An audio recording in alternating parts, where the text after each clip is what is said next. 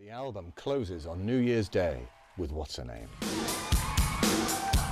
The Whatsername character tells, Jesus of Suburbia or St. Jimmy, what they don't want to hear, but inevitably that's what they were going for to begin with. And that's the whole twist of the whole thing. Musically, the song is slightly disappointing. The mid-tempo melodic qualities of the track are oddly reminiscent of, say, Split Enz or Crowded House. It seems as if the energy is gone and the band are so drained with the brilliance of what has gone before that there's nothing left in the tank. But maybe that's the point. Life in modern American life is draining, exhausting. Like the Jesus of Suburbia, we are left to reflect on the memories of what once was.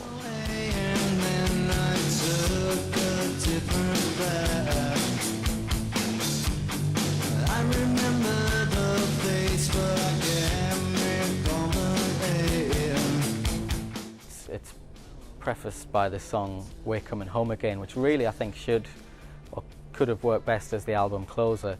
That is a big kind of, it's almost like a regiment of voices singing in unison. After that, it's hard to know where the album can go to, so that it's almost like they've tagged on this song as an afterthought. I think it's one of the stronger songs on the album, although but where it's placed in the album, especially after the song before it, which is another long song with all parts in it, it's kind of like an afterthought in a way, the way that it's been put on there. But if you listen to the song, it's actually one of the catchy ones on the album. And personally, I would have put it somewhere more towards the middle there. Well, the first time that I listened to it, I felt it was a bit wacky ending with that, because you've got you've done the whole story prior to that, the return home, to Jimmy's death and the whole thing, and it sort of is a bit flappy around the edges.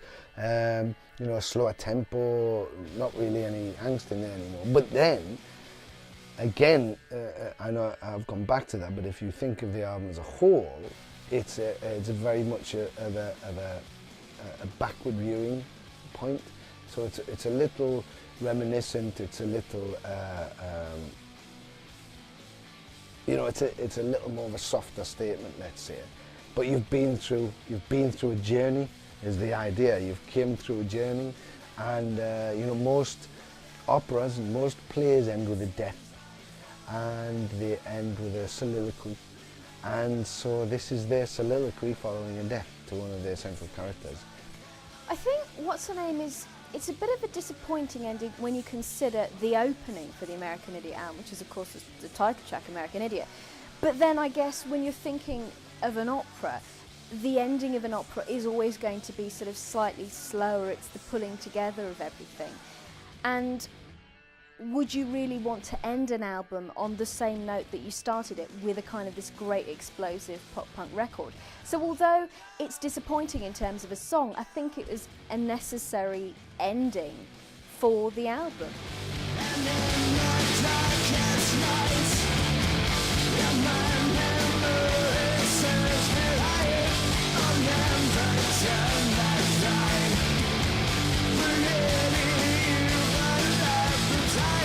I'm sure you'll agree that in American Idiot, Green Day have produced a true rock masterpiece, which thoroughly deserves the accolades it has received.